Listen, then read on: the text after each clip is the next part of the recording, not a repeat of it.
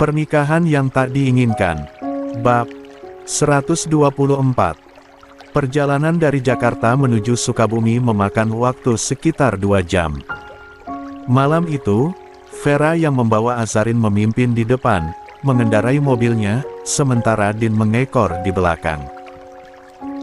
Namun, perjalanan yang seharusnya lancar menjadi sedikit terhambat ketika di jalan berliku menuju Sukabumi. Mereka menemui kemacetan akibat sebuah kecelakaan kecil.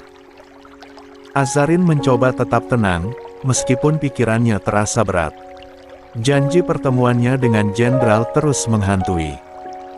Dia tidak ingin hadir, tetapi rasa tidak enak karena telah menyepakati janji itu membuatnya terpaksa harus datang. Waktu terus berlalu, menunjukkan pukul 7:30 malam, sementara janji mereka semula adalah pukul 7. Di sepanjang perjalanan, Vera mencoba mencairkan suasana dengan membahas berbagai hal, termasuk gaun pengantin yang akan dikenakan Azarin. Namun, Azarin hanya menanggapi seadanya dengan nada sopan, pikirannya terlalu sibuk dengan bayangan pertemuan yang semakin dekat. Setelah beberapa waktu, mobil mereka akhirnya tiba di kafe yang terletak di alun-alun kota. Din dan Vera hampir bersamaan memarkir kendaraan mereka. Ketiganya kemudian melangkah masuk ke dalam kafe, dan Azarin langsung mengedarkan pandangannya, mencari sosok jenderal di tengah keramaian. Di sudut ruangan, jenderal melambaikan tangan. Dengan napas tertahan, Azarin melangkah mendekat. Din, tanpa sepatah kata, memberi isyarat pada Vera untuk duduk bersamanya di meja lain, tak jauh dari tempat Azarin, memastikan mereka tetap bisa memantau dari kejauhan tanpa mengganggu. Azarin akhirnya duduk di hadapan jenderal. Untuk sesaat, tatapan mereka beradu, tetapi Azarin segera memalingkan wajah, menatap ke arah lain, mencoba menghindari ketegangan yang terasa menggantung di udara. "Sudah makan?" tanya jenderal dengan suara pelan namun penuh perhatian, mencoba mencairkan suasana. Azarin mengangguk ringan, menghindari perbincangan panjang. "Sudah, terima kasih," jawabnya singkat. Jenderal menarik napas dalam, lalu mengangguk pelan. "Baik. Kalau begitu, aku langsung saja," katanya, suaranya terdengar berat. "Aku minta maaf, Azarin, atas semua yang sudah terjadi." Azarin tidak menjawab, hanya menatap cangkir di depannya. "Aku masih mencintaimu," lanjut jenderal dengan nada tulus, meskipun suara itu terdengar bergetar. "Aku ingin kesempatan kedua. Aku tahu aku telah membuat banyak kesalahan, tapi aku bersumpah akan berubah. Aku akan melakukan apa saja, asalkan kamu mau kembali." Azarin akhirnya mengangkat wajahnya, tatapan matanya dingin namun tegas di balik cadarnya. "Apa yang membuatmu berpikir aku bisa mempercayaimu lagi, Mas?" tanya Azarin, suaranya tenang, namun menusuk. Jenderal terdiam, menelan ludah, dan mencoba mengumpulkan keberanian untuk menjawab pertanyaan yang berat itu. Di meja lain, Din menatap Azarin dengan saksama, ekspresinya tak terbaca, sementara Vera mencoba berpura-pura tak memperhatikan, meskipun rasa ingin tahunya tak bisa disembunyikan sepenuhnya. Jenderal menatap Azarin dengan penuh keyakinan, suaranya tegas meskipun bergetar. "Aku ingin memperbaiki segalanya, Azarin. Aku berencana kembali ke TNI. Aku akan menebus semua kesalahanku, termasuk kesalahanku yang dulu menyia-nyiakanmu." Namun, respons Azarin jauh dari yang diharapkan. Senyum miring yang tak terlihat di balik cadarnya, senyum yang tidak menunjukkan rasa iba sedikitpun. "Menebus?" Azarin bertanya dengan nada tenang, tetapi setiap katanya mengandung tajam. "Kemana saja?" 27. "Kamu selama 3 tahun pernikahan kita dulu, Mas. Kenapa waktu itu kamu tidak memanfaatkan kesempatan yang ada dengan baik? Apa yang baru kamu sadari sekarang?" Jenderal terdiam sejenak, lalu menjawab dengan suara lirih, "Aku menyesal. Aku sadar setelah kehilanganmu, Za. Tapi aku benar-benar tulus. Aku masih mencintaimu, bahkan sampai detik ini." Azarin tidak merespons langsung. Tatapannya tetap tertuju keluar jendela, menghindari kontak mata dengan pria di hadapannya. Keheningan menggantung di antara mereka, hanya diiringi suara pelan hiruk-pikuk kafe. Cinta dan pengkhianatan adalah dua hal yang berbeda, Mas. Azarin akhirnya berbicara, suaranya datar, tetapi tajam. Orang yang pernah berkhianat, pernah selingkuh, akan selalu punya potensi untuk mengulanginya. Aku tidak pernah menyesal menikah denganmu. Ada saat-saat aku merasa bahagia, meskipun kebahagiaan itu sering hanya kepura-puraan. Tapi untuk kembali, tidak. Masa kita sudah habis. Kalimat itu bagaikan pukulan telak bagi Jenderal.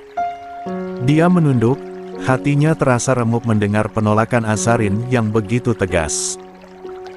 Namun, tanpa diduga, Jenderal berlutut di depan Azarin, memohon dengan mata penuh harap.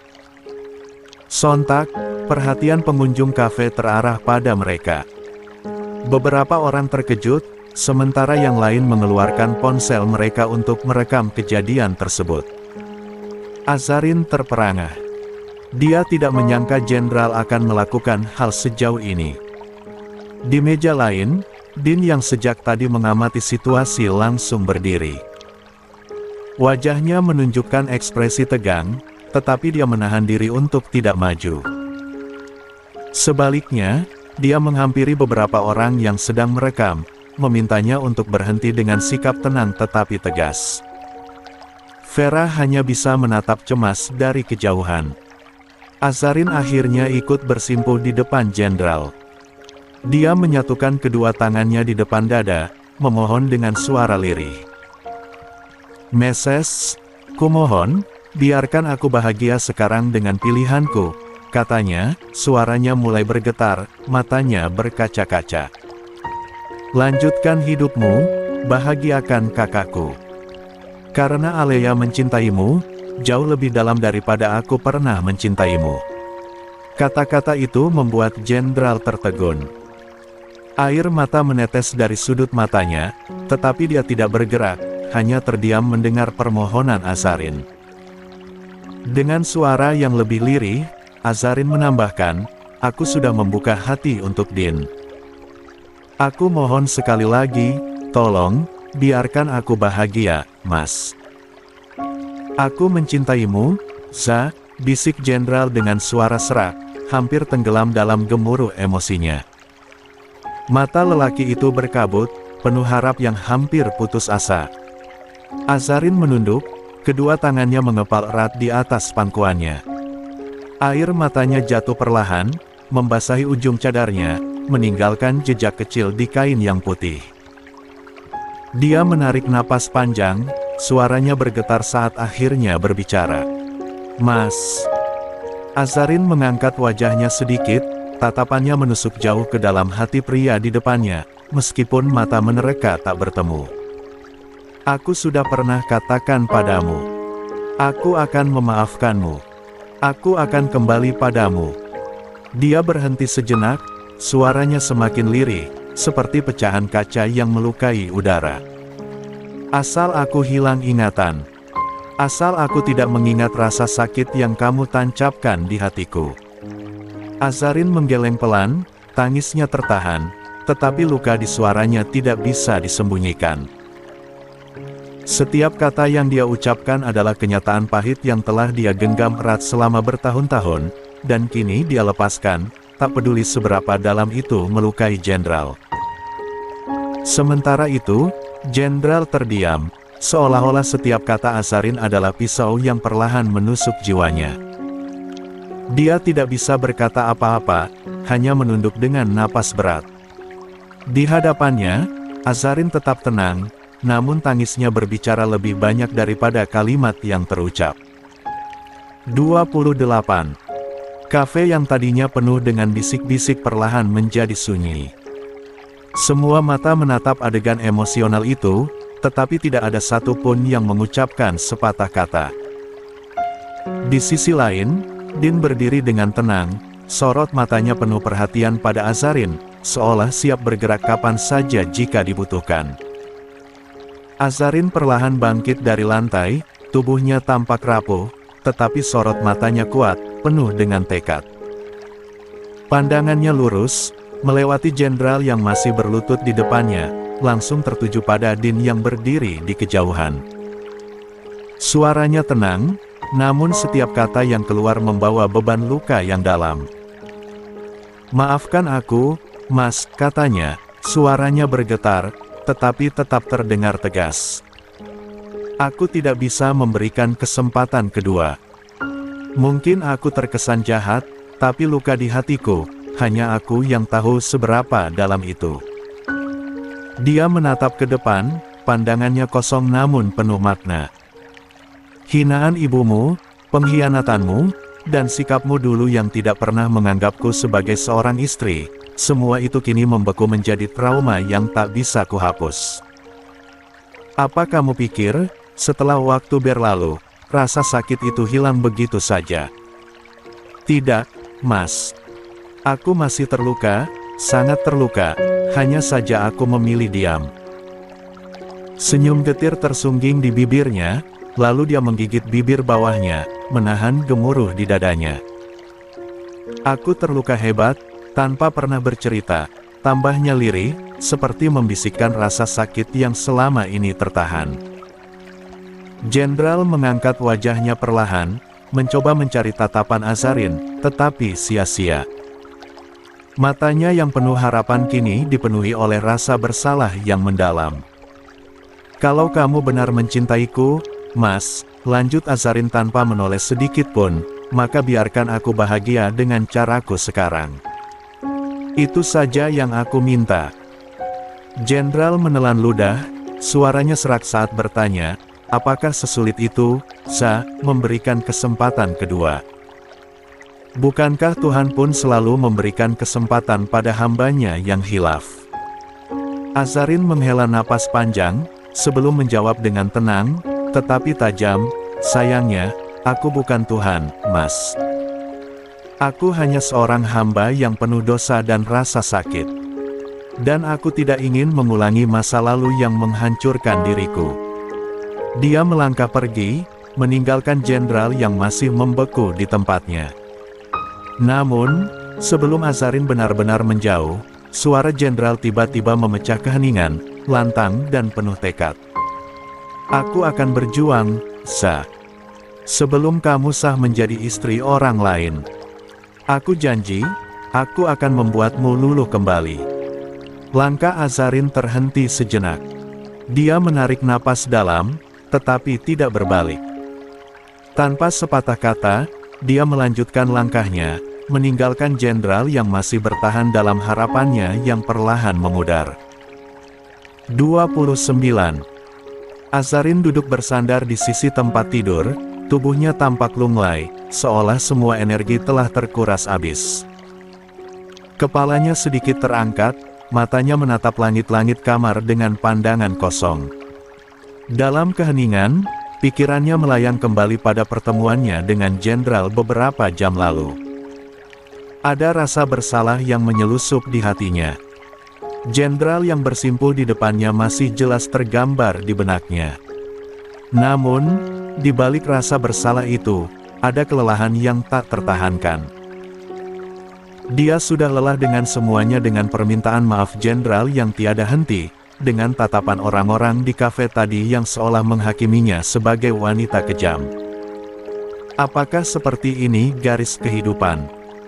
Gumamnya pelan, nyaris seperti bisikan pada dirinya sendiri. Semua orang hanya melihat orang yang menangis di depan mereka, tetapi tak pernah tahu aku juga terluka. Aku juga hancur, terpuruk, aku pernah ingin menyerah. Azarin mengusap wajahnya, menarik napas berat yang penuh dengan keletihan. Mengapa, Mas? Mengapa kamu tidak membiarkanku hidup tenang? Lirihnya lagi, berbisik kepada bayangan masa lalu yang terus menghantui. Saat dia tenggelam dalam lamunannya, suara ketukan lembut di pintu terdengar, diiringi panggilan akrab ibunya dari balik pintu. "Sa, boleh Umi masuk?" tanya Herlina lembut. Azarin menghela napas panjang, berusaha mengembalikan ketenangan. "Masuk saja, Umi." "Tidak dikunci," jawabnya pelan. Pintu terbuka perlahan, dan Herlina melangkah masuk dengan mukena yang masih melekat di tubuhnya. Senyum lembut menghiasi wajahnya saat dia menutup pintu, lalu duduk di lantai, tepat di depan Azarin. "Umi, lihat wajah kamu, ada yang tidak biasa." "Kamu kenapa? Ada yang mengganjal di hati?" Herlina bertanya dengan nada penuh perhatian, tatapannya lembut. Azarin menggeleng pelan, berusaha memalsukan senyuman. "Gak, Umi. Aza baik-baik saja," jawabnya dengan nada yang dipaksakan. Herlina mengusap punggung tangan Azarin yang terkulai di pangkuannya. "Sa, kamu tahu kan, Umi selalu bisa membaca apa yang kamu rasakan. Kalau kamu mau cerita, Umi siap mendengarkan." Azarin hanya diam, bibirnya tertutup rapat. Matanya berusaha menghindari tatapan ibunya, seolah takut kalau segala perasaannya akan terbongkar. Herlina pun tersenyum tipis, matanya menatap lembut putrinya yang masih bersandar di sisi tempat tidur. Dia memutuskan untuk tidak memaksa Azarin berbicara lebih jauh. "Baiklah, kalau kamu belum siap cerita, Umi tidak akan mendesak. Tapi, Umi mau menyampaikan sesuatu soal pernikahanmu nanti," ujarnya tenang. Azarin mendongak, raut wajahnya yang semula muram berubah sedikit lebih cerah. Ada sebersit antusiasme di matanya. "Jadi gimana, Umi?" Suaranya terdengar lebih ringan dari sebelumnya. Herlina menarik napas sejenak sebelum menjelaskan. "Siang tadi, Umi sudah bertanya pada Pak Ustadz soal tanggal yang baik untuk akad. Alhamdulillah, beliau menyarankan agar pernikahan diadakan awal bulan saja sekitar tanggal 6. Jadi, masih ada waktu 1 bulan lagi." Mendengar itu, Azarin tersenyum tipis. Ada perasaan lega yang tak terlukiskan. 1 bulan lagi, dia akan memulai babak baru dalam hidupnya, meninggalkan masa lalu yang kelam bersama pria yang diyakininya baik. 30. Dan mampu membimbingnya dengan penuh tanggung jawab. Alhamdulillah.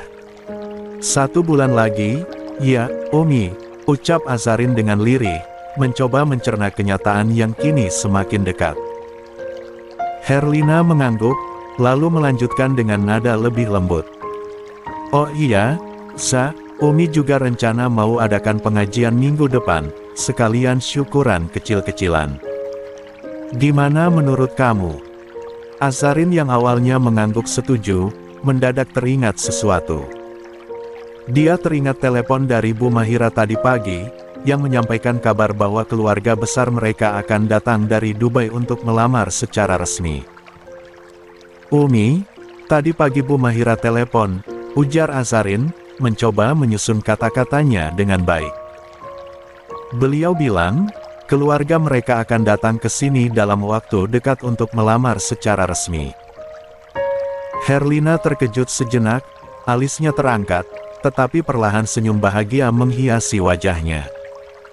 "Masya Allah, benarkah, Nak?" tanyanya dengan mata berbinar. Azarin mengangguk. "Iya, Umi. Tapi, aku belum tahu kapan pastinya." Herlina menatap putrinya dengan haru.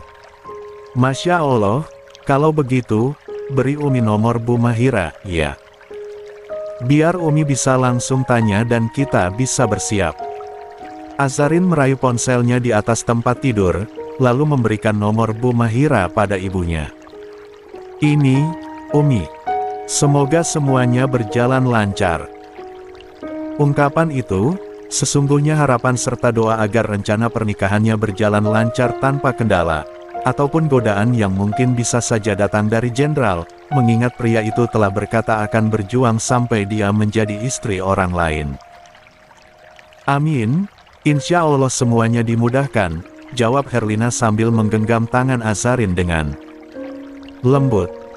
Di tengah obrolan tentang pernikahan, Azarin tiba-tiba mengalihkan pandangannya ke arah Herlina. Ada keraguan di wajahnya sebelum akhirnya dia membuka suara. Umi, aku mau tanya sesuatu, soal Kak Aleya dan Mas Jenderal.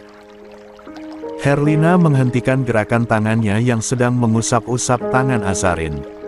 Kenapa, Sa? Ada apa dengan mereka? Tanyanya lembut, tetapi tatapannya langsung terarah penuh perhatian pada putrinya. Azarin menggeleng pelan, menunduk sejenak. Gak ada apa-apa, Umi. Aku cuma penasaran, bagaimana hubungan mereka sekarang. Maksudku, rumah tangga mereka.